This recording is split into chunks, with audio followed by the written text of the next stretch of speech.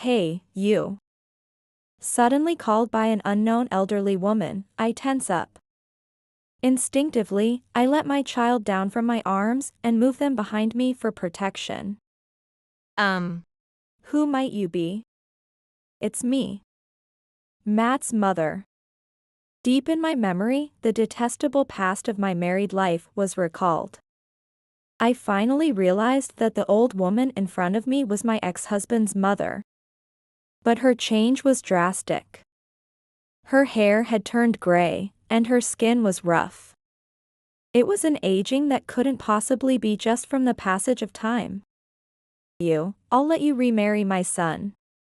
Come to our house quickly and take care of my grandchild. Are you living with your grandchild? That's nice. It is worth having driven me away saying that the woman who can't bear grandchildren isn't needed. I am Sarah, turning 30 this year. I married Matt, an older man, 5 years ago. I wanted children right after getting married, but our efforts were unfruitful. Eventually thinking it was strange, I went to the gynecologist and found out I had a condition in my uterus. And I had to stop trying for children to undergo treatment. 4 years have passed. Though the treatment had ended, both my husband and I were at the peak of our careers. We couldn't make time for each other, and when we did meet, we never brought up the topic of children or trying again. Meanwhile, I began to think that maybe it's okay not to have children. An atmosphere had developed between us that we no longer wished for children. But his mother seemed different. His mother had always been looking forward to seeing her grandchildren since we got married. As a woman herself, she sympathized with my sadness when she found out about my uterine condition. After the treatment ended and she saw that we didn't resume trying for children, she started treating me coldly. I felt sorry that I couldn't show her a grandchild's face. But pregnancy isn't something one can do alone. Gradually we grew apart, and seeing my mother-in-law throwing indirect sarcasms at me, I often almost blurted out, "It's because your son won't cooperate." This week was full of overtime. I got off the packed train and headed home. It was already 10 p.m. Even from outside, I could see the living room light was on, indicating that my husband was already home. I took off my pumps and opened the living room door. Sitting formally across the table, I met eyes with my husband. His mother was also sitting next to him. Mother too. What's going on, at this hour? Surprised but prompted, I sat directly across from my husband. As soon as I sat down, he deeply apologized. "I'm sorry, Sarah. I've been having an affair, and it seems I've gotten my mistress pregnant." What? Unable to comprehend, I stared at him dumbfounded. His mother seemed to already know, looking at me with a composed face. "Since when have you been having an affair?" 3 years ago. That was around the time my treatment was about to end. I had completely failed to notice his infidelity. During these 3 years, I didn't realize his affair. Naively thinking about when we might start trying for children again. And that a life just the two of us might also be enjoyable. So Matt, you're thinking of divorcing me and living with your mistress and the baby that's coming? Surprisingly sharp words slipped out. I wonder if I hate my husband. That is, we'll make it happen. Matt wants to divorce too. Is that right? Suddenly, my mother-in-law interrupted. Her gaze at me was still cold. This is a matter between Matt and me. Excuse me, but you don't have anything to do with this, do you? I'm sorry, but, Sarah, I think a woman who can't bear grandchildren isn't suitable for my son. Matt wanted to see his cute child's face, so he reached out to a woman who could bear them, right? Mother-in-law looked at me as if to say that I am a woman who can't have children. Even if I tried to confront my husband, he just shrank beside his mother, making no room for conversation. Every word I addressed to him was intercepted by his mother. Let me hear what Matt really thinks. I can't accept this. I wonder if my husband really wants to divorce me. If he wanted his own children, why hadn't he suggested we start trying again? I'll follow my mother's opinion. What? It's my fault. I'll follow everything my mother says. Turning to look at my mother-in-law, she was smiling with a triumphant look. My husband had chosen his mistress, his mother, over me. A deep anger welled up inside me, and I pulled out a suitcase from the closet.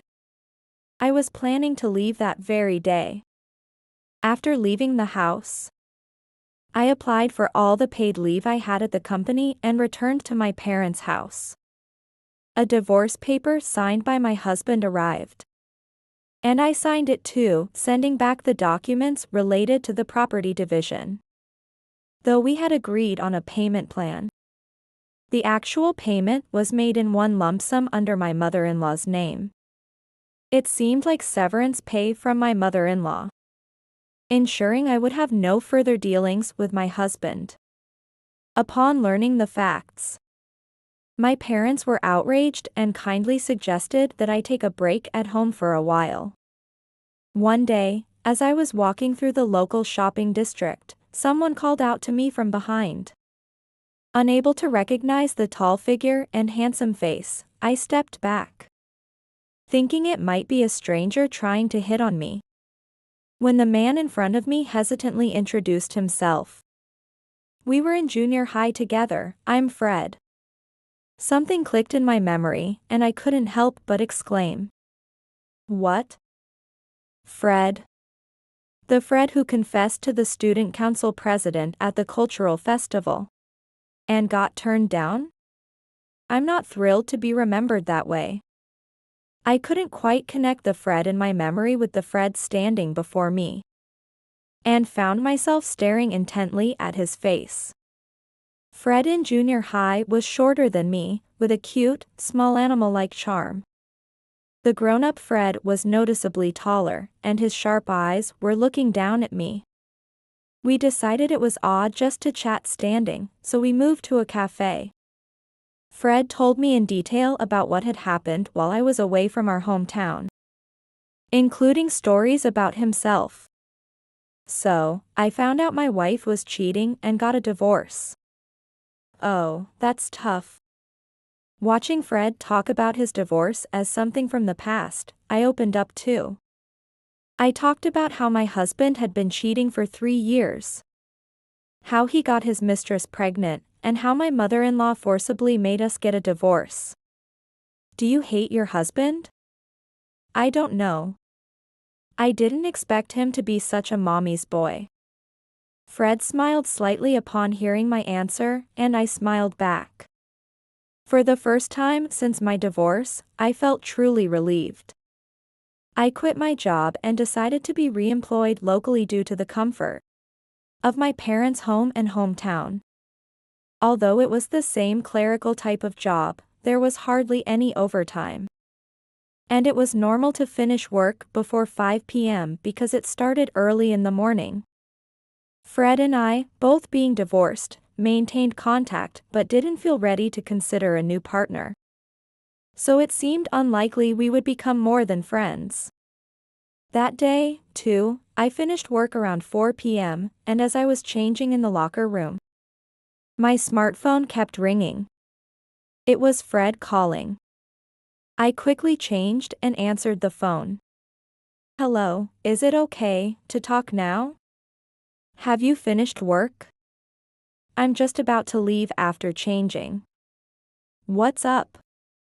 I just came from my brother's funeral today. There's no one else to take care of things, so I've decided to take in his kid. I had heard from Fred earlier that day that his brother had died in an accident. His brother's wife had also died in the same accident. Since I had no direct connection with his brother, I refrained from attending the funeral. It's all so sudden, I don't know what to do. My dad's in a nursing home. And my mom's getting old too. Sarah, could you help me out? Please. Got it, I'll be there soon. Neither Fred nor I had children, so parenting was an uncharted territory for us.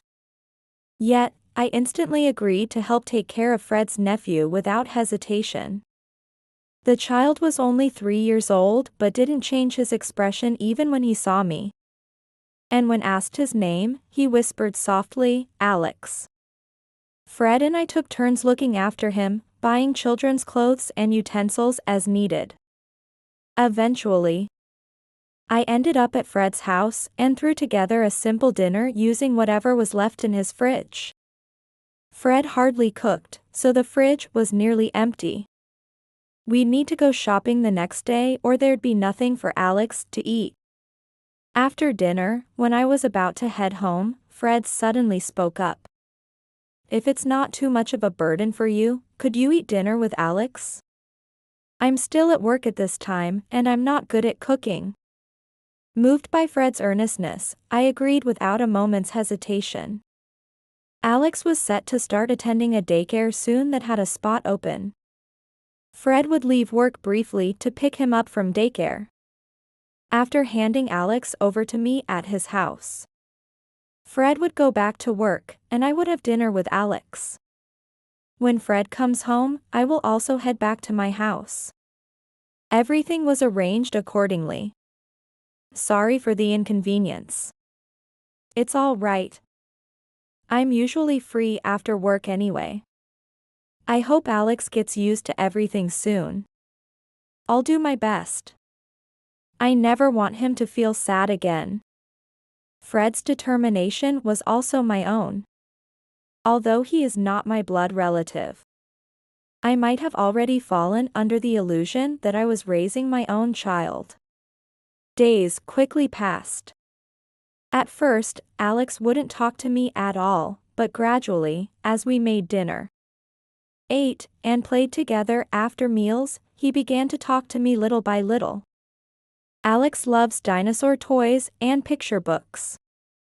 As I was organizing the scattered books on the floor into the bookshelf, he climbed onto my lap and sat down snugly.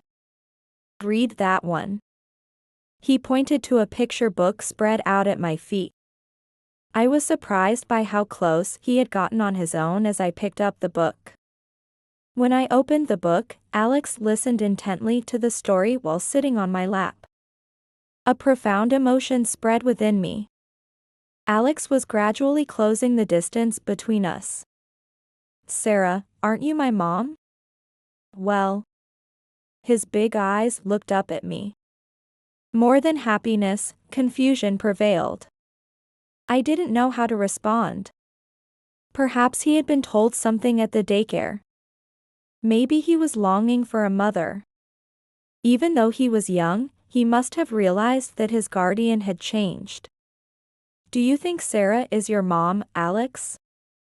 Caught off guard by the question, I turned around. Fred had returned without me noticing. Upon hearing his words, Alex pondered. Sarah is my mom. Well, that's the situation. Come on, it's time to sleep. Say goodnight to Mom. Alex looked up at me, frozen in surprise and happiness. Mom, good night. He said just that and then headed off to his bedroom alone. I watched his retreating figure in astonishment.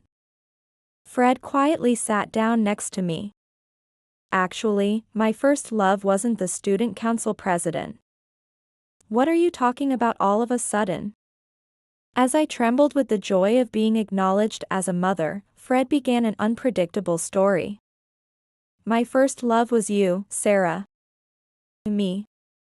When I heard you were divorced and had returned to our hometown, I thought it was a once-in-a-lifetime chance for me. Alex thinks of you as his mom. I think we could become a real family. You mean? I know it's underhanded to use a child in this.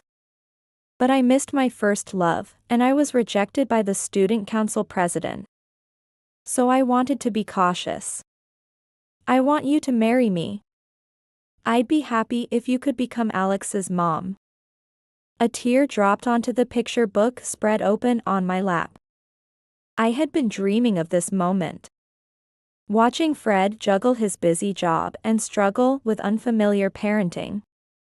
I had envisioned Fred, Alex, and I becoming a true family under one roof. I managed a broad smile through my tears. Thank you. With pleasure. My parents were thrilled about my remarriage and adored their suddenly acquired grandchild. Moreover, since my husband was my classmate Fred, our families got along well. Fred's parents, who had known me since I was little, treated me like family. I had completely forgotten the nightmare of my first marriage. With Alex's birthday approaching, our family went to a department store for the holiday. Even at 4 years old, Alex still begged to be carried. He had gained quite a bit of weight over the past year. Dad is late. It might take him a bit longer. My husband had pre-selected a toy for Alex's birthday present and had gone to put it in the car. The two of us waited for him to return in the corner of the food court. Hey, you there. You're Sarah, right? Suddenly called by an unknown elderly woman, I tense up. Instinctively, I let Alex down from my arms and move him behind me for protection. Who might you be? It's me. Matt's mother, Kelly. Deep in my memory, the detestable past of my married life was recalled. I finally realized that the old woman in front of me was my ex-husband's mother. But her change was drastic. Her hair had turned gray, and her skin was rough. It was an aging that couldn't possibly be just from the passage of time. I don't remember having such a husband or a mother-in-law.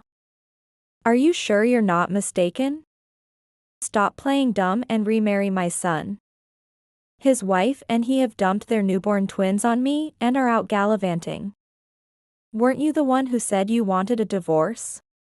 That you didn't need a woman who couldn't bear grandchildren? Kelly insisted she never said such a thing, but anyway, I had no obligation to help her now. As soon as the twins were born, that daughter-in-law of mine invited men over to play until morning. She even dipped into my savings. Please, Sarah, I beg you, help me out. But you thought her lover was more suitable as your son's wife, right? You made your bed. No matter what I say, the old woman refuses to back down. Her gray hair flies as she lunges at me. I instinctively shout, I'll call the police. Just remarry Matt and take care of the twins. I dodge her grasping hands at the last moment. As I turn to flee with Alex, I see Fred running towards us with a department store security guard. The skilled guard peels the clinging old woman off. While protecting Alex, Fred and I silently watch as she is taken away. Later, I learned that she had even approached my parents, insisting on a reconciliation between Matt and me. Of course, my parents declined, knowing I had a new family, and told her never to contact us again. One day, when I happened to pass near my in-laws' house on business, I saw an old woman sitting blankly on a park bench, surrounded by the lively twins. The twins seemed well cared for, but the old woman's extreme weariness concerned me, prompting me to anonymously call child services. It seems other parents in the park might have reported as well, as child services acted quickly. Exposed for leaving the twins entirely to the grandmother. Matt and his lover argued in front of the officials about not taking care of the children, and ended up getting divorced. The lover was forced by Matt to repay the savings she had embezzled from the mother-in-law, acquiring debts to do so, and now works incessantly to repay those debts.